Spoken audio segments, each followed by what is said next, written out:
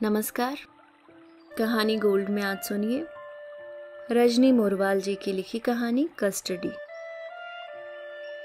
वाह, बड़ी सुंदर बीवी है तुम्हारी और बच्ची भी बड़ी प्यारी है। उधर से सिर्फ एक स्माइली उछल कर आया। नीरा ने बात को बढ़ाने की गरज से कहा, जानते हो मैं तुमसे कुछ 1 वर्ष बड़ी हूं। उसने प्रत्युत्तर में कहा, जी जानता हूं, और रोज की तरह वह फिर गुम हो गया। इधर कई दिनों से यही सिलसिला चल रहा है। अभी कुछ दिन पहले तक नीरा कंप्यूटर के नाम से ही चिढ़ उठती थी, परंतु उस दिन बेटी दिव्या ने जबरदस्ती उसका प्रोफाइल अकाउंट बना दिया। कहने लगी, माँ आप अपने पुराने मित्र खोज लो, फिर पड़ी पड़ी बोर नहीं हुआ करोगी। जब चाहो गप लड़ाना, अपने स्कूल कॉलेज की बातें करना, दुनिया जहान के लोगों से जुड़कर उनकी सभ्यता और इतिहास के बारे में जानकारी ही ले लिया करना। तुम ही तो उस दिन बता रही थी कि कॉलेज में तुम्हारा मुख्य विषय इतिहास था। उस वक्त वह चुप ही रही थी, या यूं कह लो कि खींच ही गई थी। अब क्या कॉलेज, क्या इतिहास, वे संगी साथी भी तो दुनिया की इस भीड़ में न जाने कहाँ होंगे। यह भी तो हो सकता है कि वे भी उसी की तरह जमाने की खुली हवाओं से अनभिज्ञ अपने अपने घरों की खिड़कियां बंद किए बैठे हों। तीनों बच्चों के स्कूल जाने के बाद घर भर में शांति पसर जाती है। बड़ी बेटी दिव्या इस बरस 15 की हुई है। उसके जन्म के बाद 5 वर्षों तक नीरा की गोद जब नहीं हरियाई थी तो सास ससुर से एक मूक युद्ध चल पड़ा था। वे सोचते थे कि नीरा जानबूझकर ऐसा कर रही है, शायद वह छोटे परिवार के नए चलन की पक्षधर है। दुख तो इस बात का था कि विक्रांत भी यही समझता था। भगवान का शुक्र था कि उसकी गोद फिर भरी और इस बार जुड़वा प्रशांत ईशांत उसकी झोली में थे। जुड़वा बच्चों को अकेली ही नीरा ने कैसे संभाला यह वही बेहतर जानती है। बच्चे जब इकट्ठा होते हैं तो घर में भूचाल आ जाता है। विक्रांत तो अब भी ज्यादातर दौरे पर रहता है। वैसे वह अगर घर में हो तब भी क्या फर्क पड़ जाता है। आंखों पर चश्मा चढ़ाए, अखबार में मुंह घुसाए बैठा रहेगा। उसका कहना है घर है, कोई होटल तो नहीं जो बच्चे अपने मन मुताबिक न रह पाएं। क्यों तुम सारा दिन सफाई के पीछे पड़ी रहती हो? चाहो तो कोई कोर्स ज्वाइन कर लो, लेडीज क्लब ही ज्वाइन कर लो। पूरे दिन घर में पड़ी एकाकीपन झेलती हो। अपना मन कहीं लगाओगी तो गुस्सा भी कम आएगा। नीरा कैसे कहे कि अब उसका तन मन और ना ही उम्र है यह सब सीखने सिखाने की। इन क्लबों का हिस्सा बनकर बेकार के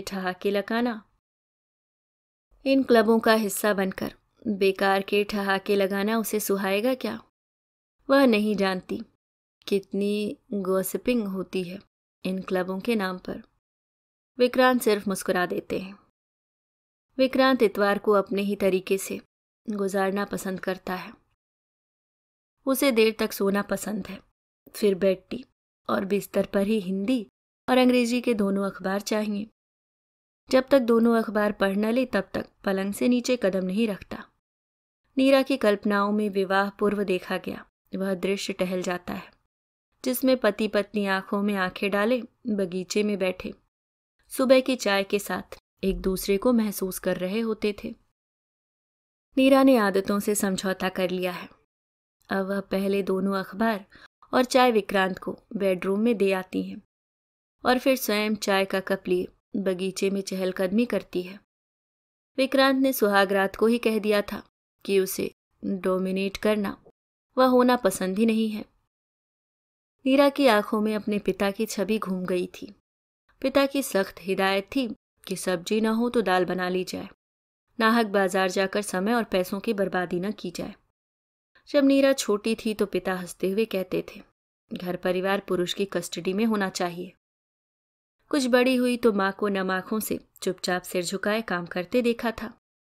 तब उसका बाल मन सोचा करता था कि शायद किसी को रुलाना कस्टडी में लेना होता है, और मन ही मन सोचा करती थी कि आखिरकार क्यों माँ आ जाती हैं उनकी कस्टडी में, और फिर अपने ही पैरों के नाखूनों से लाचारी में फर्श कुरेदने लगती है।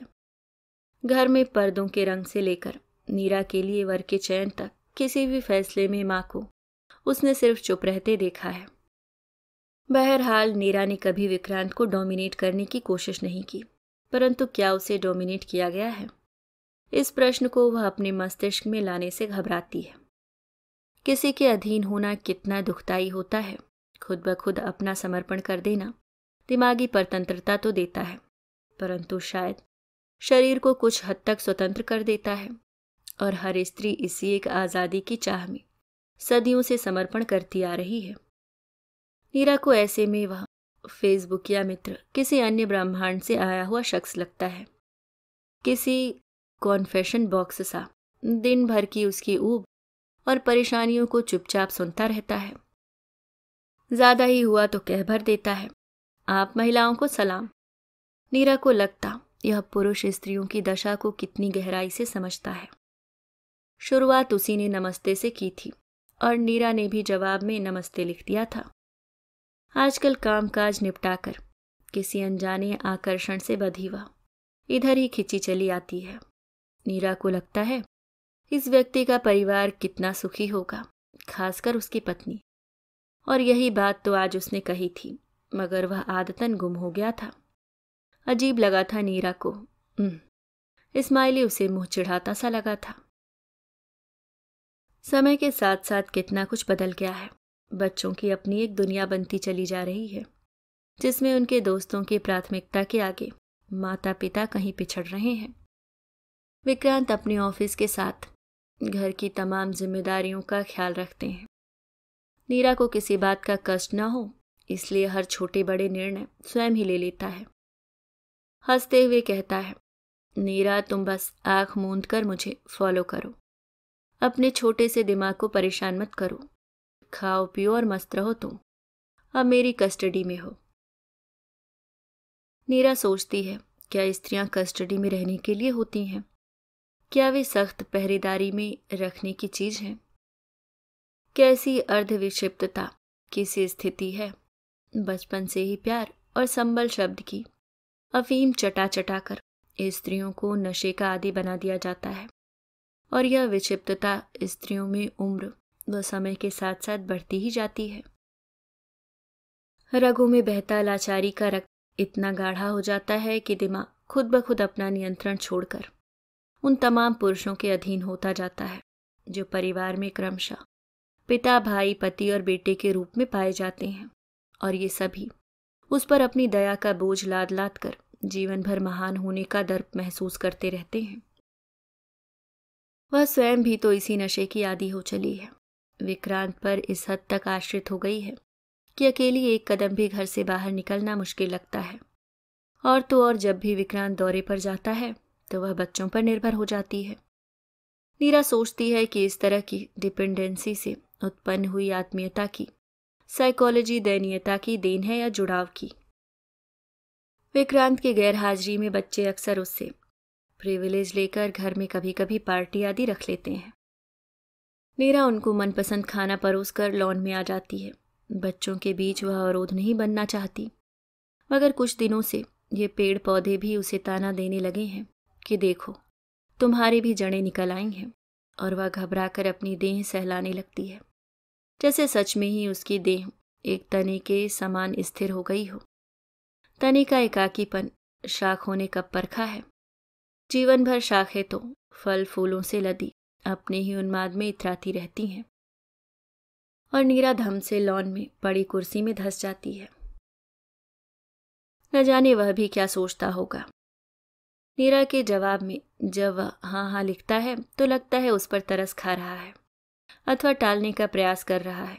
2 महीने हुए उससे चैट करते, पर वो नीरा की सारी कहानी सुनकर भी सिर्फ हाँ हूं से आगे नहीं बढ़ा।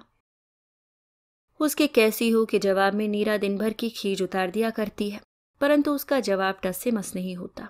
वही दो टूक बात। आज तो नीरा को प्रतीत होने लगा है कि जैसे वह नीरा की आत्मकथा को सिर्फ मजाक में उड़ाता है। क्या जाने ऑफिस में अपने दोस्तों के बीच चटकारे लेकर सुनाता हो। नीरा को खुद पर शर्मिंदगी हुई। उसने निर्णय लिया कि अब से वह इस फेसबुक या मित्र से कोई बात नहीं करेगी। अवसादग्रस्त नीरा आज कुछ ज्यादा ही देर सोती रह गई थी। कमरे से बाहर निकली तो प्रशांत ईशांत डिनर मांगने लगे। खाना परोसते हुए वह सोचती रही कि काश कोई ना भी रज्जू इन बच्चों से जीवन भर जुड़ा रहे। दिल से दिल ना सही, परंतु पेट से पेट का रिश्ता तो तमाम उम्र बना रहेगा। बच्चे अपने अपने कमरों में पढ़ने चल दिए। नीरा रसोई समेटते समेटते फिर एक बार अपने एकाकीपन से बातें करने लगी। इधर विक्रांत को दौरे से लौटने में अभी भी कुछ दिन बाकी हैं। नींद तो आज दोपहर ही अपनी कमी पूरी कर गई थी। आज देर तक जागना नीरा की नियति होगी। पूरे बेडरूम में तमाम विदेशी चीजें बिखरी पड़ी रहती हैं, जिनमें से आधी चीजों का तो उपयोग तक करना नीरा को नहीं आता, सिवाय इस हालिया सीखे कंप्यूटर के। और उससे भी इन दिनों उसने एक दूरी कायम कर रखी है। कमरे में अजीब सा सन्नाटा बाहें पसारे पड़ा था। जबरन रोकी गई आसक्ति से नीरा के दिल की धड़कनें बढ़ने लगी। हो सकता है वह ऐसा ना हो जैसा नीरा सोचती है।